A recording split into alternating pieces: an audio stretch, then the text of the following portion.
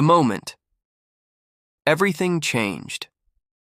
Yuki Tanaka had prepared herself for death. When the American soldiers burst through the field hospital doors on Saipan in July 1944, she closed her eyes and waited for the bullet. Her commanding officer had been clear.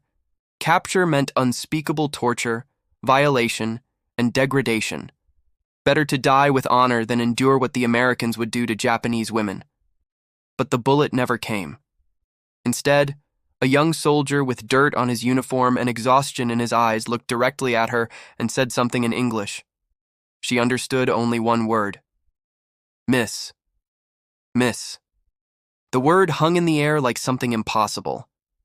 In that moment, surrounded by wounded soldiers, the acrid smell of gunpowder, and the chaos of surrender, Yuki's entire understanding of her enemy began to crack. No one had called her Miss in over 2 years. Not since she had enlisted as a military nurse and become nothing more than a number, a uniform, a servant of the emperor. And now, inexplicably, the enemy was addressing her with a title of respect. That single word would haunt her for the rest of her life. Part 1. The propaganda and the fear. Before that moment, Yuki had known exactly what Americans were. Her training officers had described them in vivid, terrifying detail. They were beasts disguised as men, devoid of honor, driven by base instincts. American soldiers, she had been told, would show no mercy to captured Japanese, especially to women. The lectures had been graphic and deliberate, designed to ensure that surrender was never an option. During the final weeks on Saipan, as American forces closed in around the shrinking Japanese perimeter, the warnings grew more desperate. Officers distributed grenades to nurses and civilian women, instructing them on how to pull the pin when capture seemed inevitable. Death with honor, they repeated like a mantra. Your emperor expects your sacrifice. Yuki had clutched that grenade for 3 days and nights, hiding in caves with other medical staff, listening to the thunder of artillery growing closer. She had watched civilian families gather at the cliffs, mothers holding children as they jumped into the sea below. The sound of those screams never left her. When the grenade was finally knocked from her hand by the blast that brought down part of the cave ceiling, she had felt not relief, but shame. She had failed her duty. Now she would face something worse than death. Except that when the Americans arrived, they didn't shoot. They didn't strike. They didn't drag women away screaming. They called her Miss. Part 2. The unbelievable treatment. The processing of prisoners happened quickly but without violence. American medics moved through the captured nurses and wounded soldiers, checking injuries with professional efficiency. Yuki stood rigid, expecting a trap. This gentleness had to be a prelude to something darker. Then she noticed something that made her dizzy with confusion. The Americans were treating the wounded Japanese soldiers, actually treating them. A medic knelt beside a Japanese private whose leg had been shattered by shrapnel, carefully cleaning the wound and applying bandages. The private was weeping, not from pain, but from shock at being cared for by his enemy. A tall American officer approached Yuki. She flinched instinctively, bracing for a blow or worse. Instead, he gestured to a line of women being led toward waiting trucks. Through an interpreter, he explained they would be taken to a camp where they would receive medical care, food, and shelter. Please, miss, the interpreter translated. This way, miss.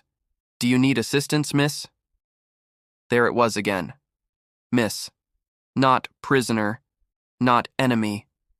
Not the degrading terms she had expected. They were addressing her as though she were a person deserving of basic courtesy. At the truck, an American soldier extended his hand to help her climb up. Yuki stared at that hand, frozen. In the Japanese military, officers kicked subordinates for minor infractions. Brutality was considered proper discipline. Yet here was an enemy soldier offering his hand to help her, a defeated prisoner, into a vehicle. She took his hand. His grip was firm but not crushing. He steadied her as she stepped up, then nodded before moving to assist the next woman. The drive to the camp was quiet except for whispered confusion among the women. "Why aren't they hurting us?" one nurse asked. "Is this some kind of trick?" another wondered aloud. Yuki had no answers. She simply stared at the passing landscape, trying to reconcile what she was experiencing with everything she had been taught. Part 3. Life in the camp, the daily courtesies. The prisoner of war camp on Guam shattered expectations daily. The women were housed in separate barracks from the men, given cots with actual mattresses, thin but real, and provided with basic toiletries. On the second day, they received packages containing combs, toothbrushes, small bars of soap, and sanitary supplies. Yuki held the comb in her hand, turning it over slowly. For months in the field, she had tied her hair back with strips of cloth, her scalp itching constantly, her hair tangled and dull. The idea that her captors would provide something for grooming seemed absurd, wasteful even. Yet here it was. But it was the continued courtesy and language that unsettled her most profoundly. Every interaction with the American guards and staff included please, thank you, and miss. When guards entered the barracks, they knocked first. When distributing meals, they asked if the women needed anything additional. When medical examinations were necessary, female nurses conducted them, and male doctors only entered with female staff present and permission requested. This pattern of respect felt more disorienting than cruelty would have been. Yuki had prepared for violence. She had steeled herself against degradation, but she had no defense against courtesy. One morning, about a week into captivity, Yuki dropped her breakfast tray. The metal dish clattered loudly, and rice scattered across the ground. She immediately dropped to her knees, bracing herself. In the Japanese military, such clumsiness would have earned immediate punishment, a beating at minimum. Instead, the American guard supervising the meal area hurried over, but not with anger. "Are you all right, miss?" he asked through the interpreter. "Did you burn yourself? Here, let me get you another tray." Yuki couldn't move. She knelt there, staring at the scattered rice, waiting for the blow that never came. The guard returned with a fresh tray of food and extended it toward her. "Please, miss. It's fine. Accidents happen." That night, Yuki lay on her cot and cried silently, confused by her own tears. She wasn't crying from relief, though she was relieved. She wasn't crying from joy, though she was grateful to be alive. She was crying because the foundation of everything she had believed about honor, about enemies, about the world itself was crumbling beneath her. Part 4. The Library Incident. 3 months into captivity, the camp administrators opened a small library for the prisoners. It contained books in Japanese, salvaged from captured territories and donated by Japanese Americans who wanted to help maintain cultural connections for the POWs. The women were allowed to visit in supervised groups. Yuki loved reading. Before the war, she had dreamed of becoming a teacher. She had devoured novels and poetry, losing herself in stories of distant places and different lives. War had stolen that version of herself, replacing her dreams with blood-soaked bandages and the screams of dying soldiers. Now, impossibly, she stood in a room filled with books. She reached for a volume of classical Japanese poetry, her fingers trembling. As she pulled it from the shelf, it slipped from her nervous grip and fell to the floor. Several other books tumbled down with it. An American soldier, a young man with red hair and freckles, had been shelving books nearby. He immediately moved toward the fallen volumes. Yuki's instinct took over. She dropped into a deep bow, her forehead nearly touching the ground, her voice choked with apology. "I'm sorry, forgive me. It was my fault." She waited for the reprimand, the punishment. Instead, the soldier knelt down to her level. He picked up the books carefully, then held out the poetry volume toward her. "It's okay, miss," he said gently, though she didn't understand the English words. His tone, however, was unmistakable, kind, patient. Through the interpreter who had rushed over, he continued, "Books fall sometimes. It's no problem. Please, enjoy your reading. Take your time, miss." Yuki took the book with shaking hands. The soldier smiled, nodded respectfully, and returned to his work. That evening, Yuki wrote in the small journal she had been given. The camp administrators encouraged prisoners to write, explaining it helped with mental health. She had been skeptical at first, suspecting it was a way to extract information. But gradually, she had begun to use it to process the confusion of her experience. She wrote, "He called me miss even though I had made a mistake. He smiled even though I am his enemy. I do not understand this world anymore. Everything I was taught was a lie. Or perhaps I am the one who is lying to myself now, inventing kindness where there is only strategy. But if this is strategy, what is its purpose? Why break us with gentleness when they could simply break us? Part 5. Conversations and Revelations. As months passed, some of the women began to communicate more openly with the interpreters and guards. Language lessons were offered, English for the prisoners who wanted to learn. Yuki attended, partly out of curiosity, partly out of a desperate need to understand these confusing people. The teacher was a Japanese-American woman named Helen Watanabe, who had volunteered to help with POW administration. Helen had been born in California, and her accent carried the strange blend of Japanese formality and American casualness. She was patient with the women, never expressing frustration at their initial hostility or suspicion. One day after class, Yuki gathered the courage to ask Helen a question that had been burning inside her for months. Why do they call us Miss? Why do they say please? We are prisoners. We are the enemy. This doesn't make sense. Helen was quiet for a moment, choosing her words carefully. In America, there is a belief that every person has inherent dignity. Not dignity that is earned through rank or service, but dignity that exists simply because you are human. Even in war, even with enemies, that dignity is supposed to be respected. Supposed to be? Yuki caught the careful phrasing. America isn't perfect, Helen admitted. There are cruel people everywhere, but the official policy, the rules they train soldiers to follow, emphasize respect for prisoners. It's part of the Geneva Conventions, international agreements about how to treat people in war. Japan signed those? Yuki asked, doubt evident in her voice. Japan signed them but didn't always follow them, Helen said carefully.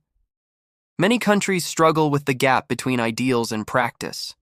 But what you're experiencing here, the courtesy, the basic care, this is what America believes is right. Yuki absorbed this slowly. So when they call me Miss, they mean it? Yes, Helen said firmly. They mean it. That night, Yuki lay awake again, but this time thinking not about what she had lost, but about what she was discovering. The Americans had a word for this inherent dignity, Helen had explained, respect. It wasn't about honor earned through sacrifice or rank. It was about acknowledging the humanity of every person, regardless of who they were or what side they fought on. It was a radical idea.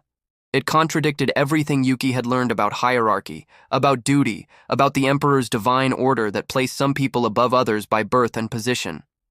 If every person had inherent worth, what did that mean for everything she had believed? Part 6. The Breaking Point. Winter arrived, bringing cooler temperatures even to the tropical island.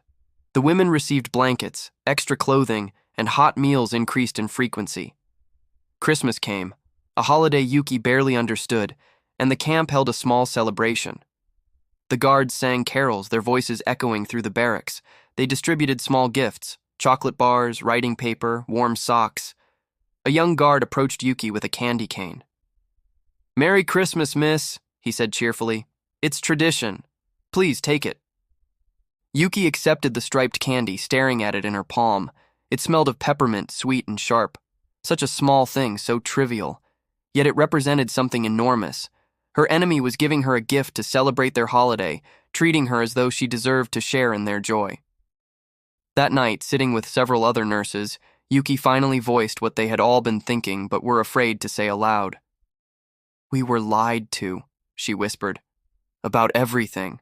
About the Americans, about what surrender would mean, about why we were fighting." Michiko, a nurse who had served longer than Yuki, nodded slowly. "I know. But what do we do with that knowledge? If we admit the lie, we admit that all those who died for nothing." Or, Fumiko, the youngest among them, said quietly, "We admit they died because our leaders lied to them. That's different than dying for nothing. They died believing they were protecting us. That belief was real, even if what they believed was false." Silence fell over the group. It was a dangerous conversation, bordering on treason even in captivity, but the truth of it resonated. Yuki thought of the soldiers she had treated, young men bleeding out in field hospitals, whispering final messages to mothers and wives they would never see again. They had died with honor because they believed in their cause, but the cause itself had been built on lies. The Americans weren't demons. They were people who said please and thank you and treated prisoners with a respect Japan's own military rarely showed its own soldiers. When we go home, Yuki said slowly, if we go home, we have to remember this. We have to tell the truth. The others nodded, though they all knew such truth-telling would come at a cost. Part 7. The War Ends. August 1945 brought news that spread through the camp like wildfire. Japan had surrendered. The war was over. The women's reactions were complex, tangled mixtures of grief, relief, shame, and confusion. Some wept for Japan's defeat. Others wept from exhaustion that they had survived. Yuki felt numb, unable to process what this meant for her future. The camp administration handled the announcement with characteristic courtesy. They gathered all the prisoners, explained the terms of surrender through interpreters, and assured them they would be repatriated as soon as possible. The guards maintained their professionalism, treating the prisoners no differently despite victory. In fact, if anything, the courtesy increased. You'll be going home soon, miss, guards told the women. Is there anything we can help you prepare? The journey home took weeks. The American military transported Japanese POWs on ships, providing food, medical care, and even documentation to help them reintegrate into civilian life. Yuki stood on the deck as Japan's coastline came into view, her heart hammering with fear and anticipation. She was going home to a country that had lost everything, to a society that viewed surrender as the ultimate shame, carrying with her the knowledge that her enemy had treated her with more dignity than her own military ever had. Part 8. Life After. The Weight of Truth. Reintegration was brutal. Post-war Japan was devastated physically, emotionally, and spiritually. Cities lay in ruins. Millions were displaced, hungry, traumatized. Former soldiers and prisoners faced discrimination, suspicion, and shame. The term prisoner of war carried a stigma of dishonor that followed individuals for life. Yuki never married. She never told her family the full truth of her captivity. When relatives asked, she said only that the Americans had held her in a camp until the war ended. She never mentioned the courtesy, the respect, the word miss that had changed everything. But she became a teacher, fulfilling her pre-war dream. She taught elementary school children, and in her classroom, she emphasized kindness, respect, and the inherent worth of every student. She never struck a child, never raised her voice in cruelty, never allowed bullying. We say please and thank you, she told her students firmly. We treat each other with respect because every person has dignity. Do you understand? The children nodded, unaware that their teacher was passing on lessons learned not from her own country, but from the enemy who had defeated it. Years later, when Japan and America were no longer enemies but allies, when trade and cultural exchange flourished, some of Yuki's former students would tell their own children about the kind teacher who had emphasized respect above all else. In 1985, 40 years after the war ended, a researcher from Tokyo University contacted Yuki. They were conducting interviews with former POWs, trying to document experiences for historical record. Most former prisoners refused to participate, the shame still too heavy to bear. Yuki agreed. She sat in her small apartment, teacup in hand, and told her story to the young researcher. She described the fear, the propaganda, the expectation of torture and death. And then she described the reality, the cots, the soap, the courtesy, and most of all, that impossible word. He called me miss, she said, her voice cracking slightly. I was his prisoner, his enemy, someone he had every right to hate, but he called me miss. The researcher, a woman in her 30s, leaned forward. How did that change you?